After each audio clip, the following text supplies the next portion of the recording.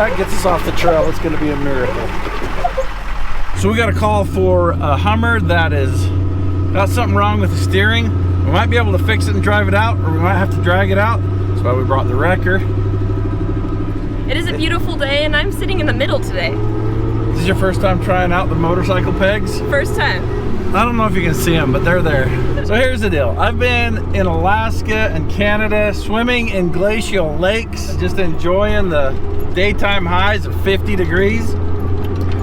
And a little bit of a shock to be back in the old desert Southwest. Welcome back to 100 degrees all the time. So since we said we're getting a Hummer, you probably guessed this is for Red Rock Humvee tours. And it is. Every 360th tour, something goes wrong. That's okay.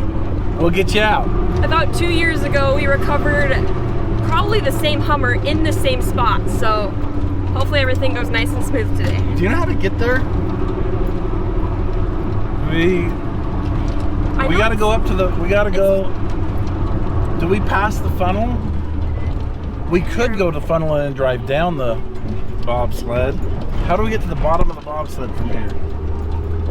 You would think I would know, but I don't. The bobsled is one of those roads that you only go if you really like going super fast and twisty, which all of our vehicles don't love, so we usually avoid it. Well, it's kind of out of the way too, like it's a road to nowhere. So rather than just drive around looking for it, Caitlin's decided to pull up her Onyx app and drive us straight to it. There aren't very many maps that can navigate you well in Sand Hollow, but Onyx will do the job.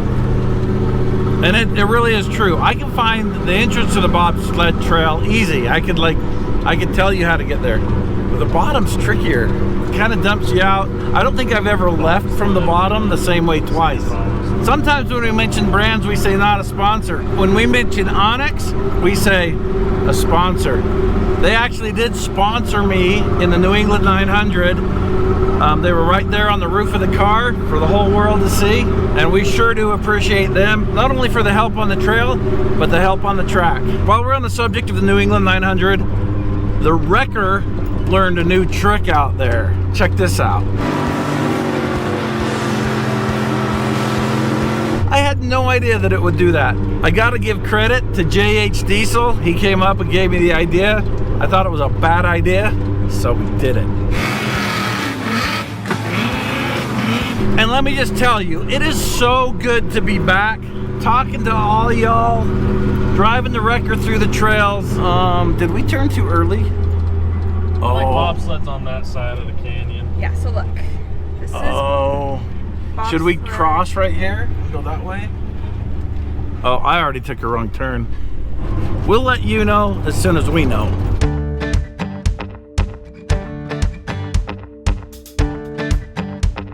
All right, Caitlin, let's see what you got there. All right, I got us all mapped out. We'll be there in 15 minutes. In 900 feet, you're gonna turn left onto Lower Dune Road. Impressive.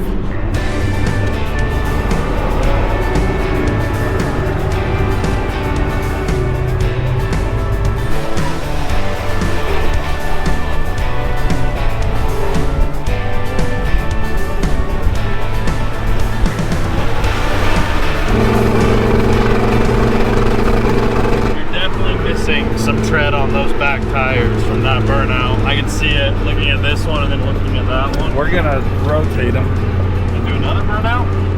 No, just work. I think our Crown Vic needs a coyote swap, like Cletus's. I think our Crown Vic just needs a supercharger.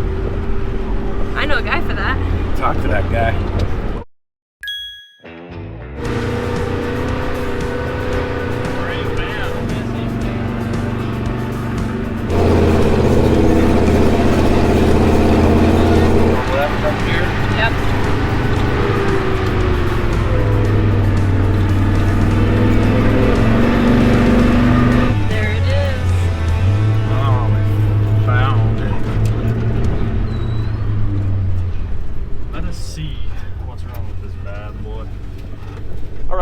Before we get started on this job, catch up to speed on some of the happenings with the wrecker here. So Rudy knew this guy named Patrick. He's an engine tuner. He works with LS and other modern engines of all types. And he's got a shop right here in St. George. We took the wrecker over to him and he fixed the mystery dying for no reason when it was cold. Weirdest thing ever, because it was a hardware problem that acted like a software problem. But anyway, she's online 110%. Also, another thing is when we were out doing this in Connecticut, I put 22 pounds of air in these back tires and it's still here and we felt it coming in. So I'm gonna check and see if I've got a valve core tool, because I'm gonna let some air out.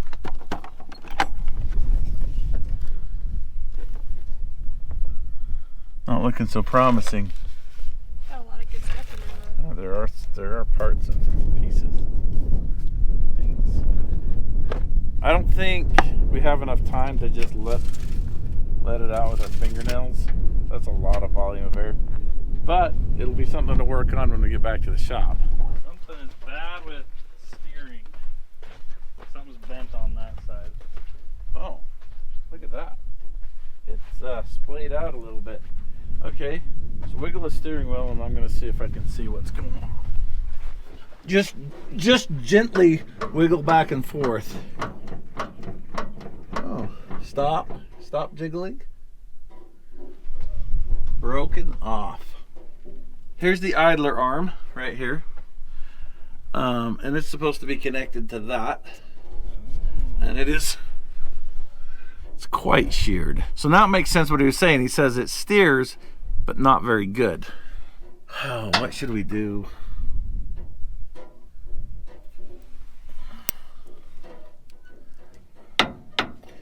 Okay, Colin, will you turn passenger? Okay, stop for a second. Just hold it there. Do not do anything because I don't want you to break my fingers.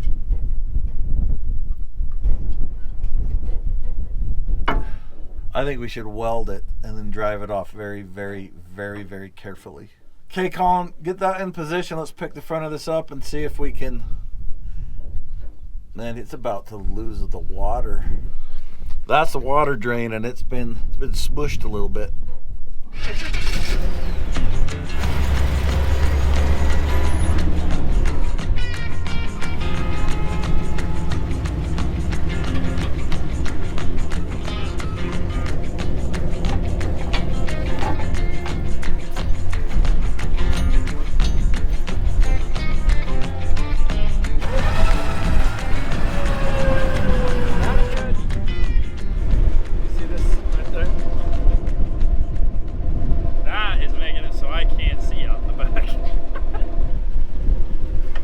Here's the idler arm. It connects right there.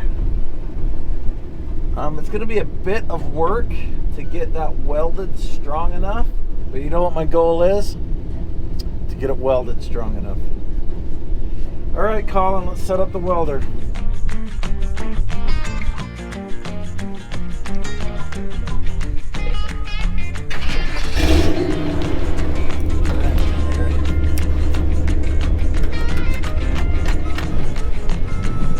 Switch is on.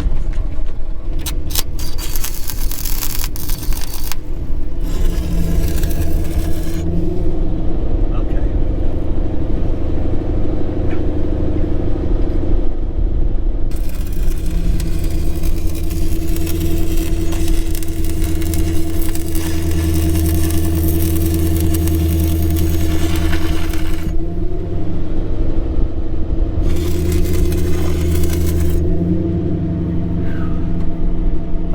Pretty nice. I should probably put my stuff on instead of just be welding over it. I was gonna say that stuff is looking very nice sitting by your side.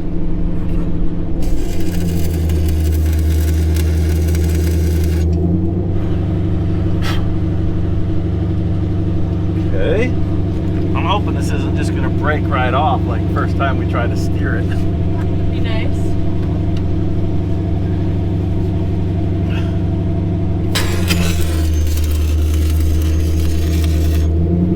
Working. That fire is burning strong. There we go. diesel leak. Just remember, if you're not good at welding, weld a lot. Have you ever welded with this? Yeah, once or twice. It strike, like I don't have to work to strike it, it just strikes. It just goes. Like that. That's nice.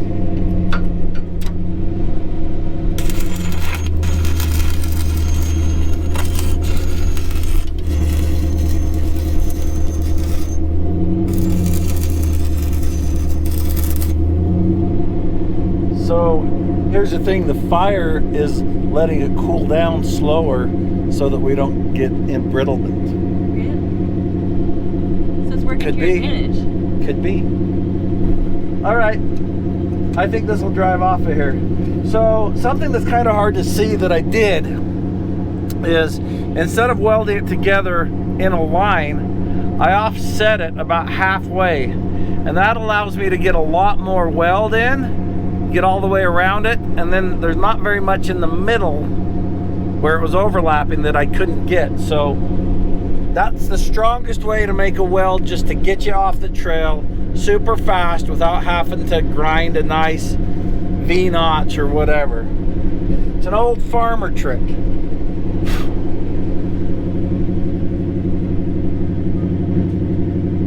Okay, Colin, can you steer the steering wheel all the way one way? We'll see if this works.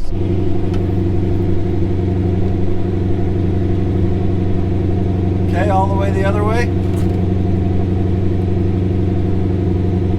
Keep going.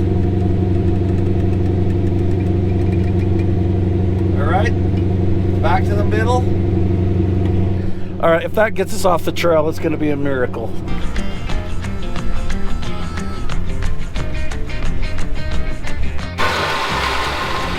Going.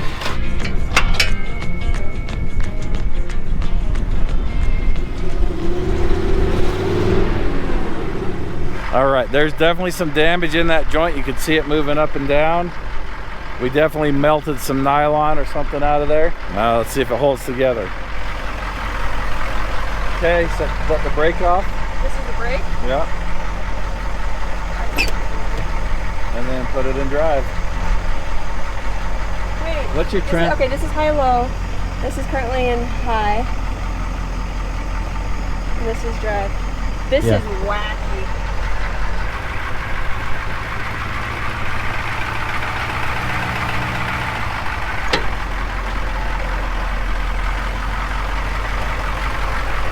Doing great. So the name of the game is to not stress out the steering components, specifically that idler arm. So we're looking for the smoothest way out of here, which is pretty rough. I can add this to the list of ridiculous things I've driven. Oh, is this your first Hummer? First Hummer. It is. Actually, this is a Humvee. Oh, sorry. First Humvee. The trick is going to be no maneuvering unless you're rolling and trying to keep your front wheels from getting shocked. If we can make it off-road, this will drive on-road to the repair shop. Beautiful.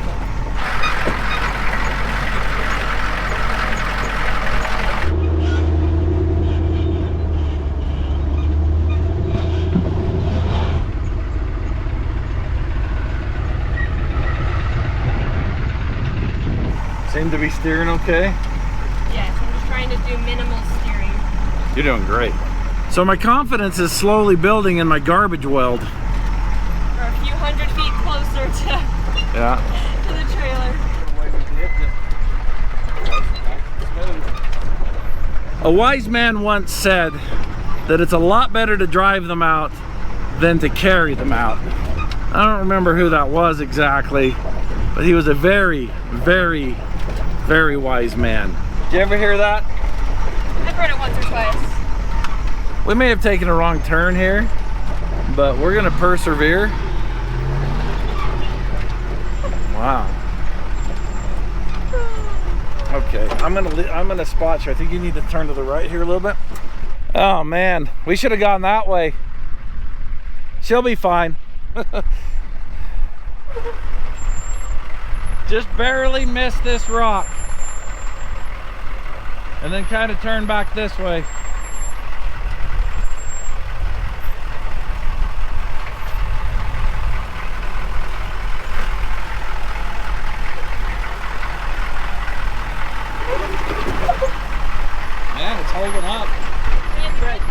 way sharp. As Good you, thing is, if we break it, I know someone that can fix it. I'm actually not as worried about the weld breaking as the joint coming apart, because that thing is loose now.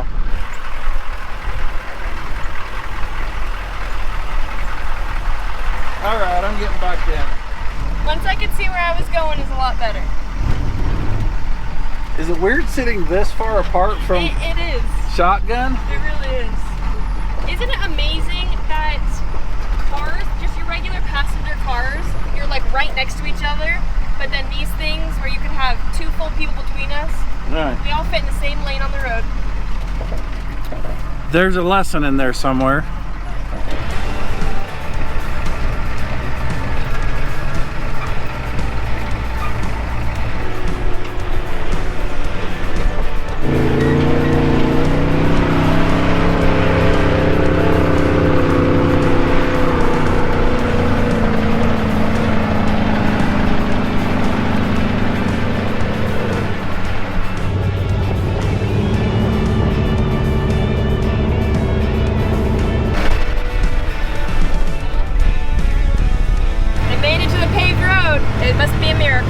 High quality repair is what it is.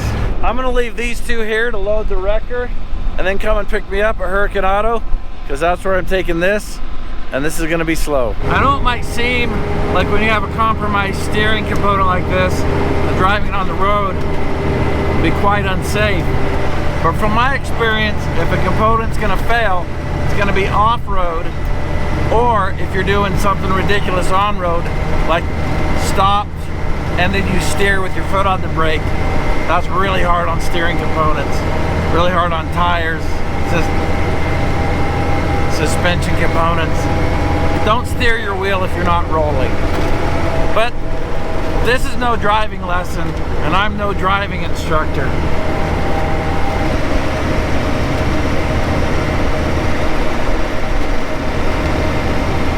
Well, we made it to Hurricane Auto Repair. Now I just got to figure out who's picking me up.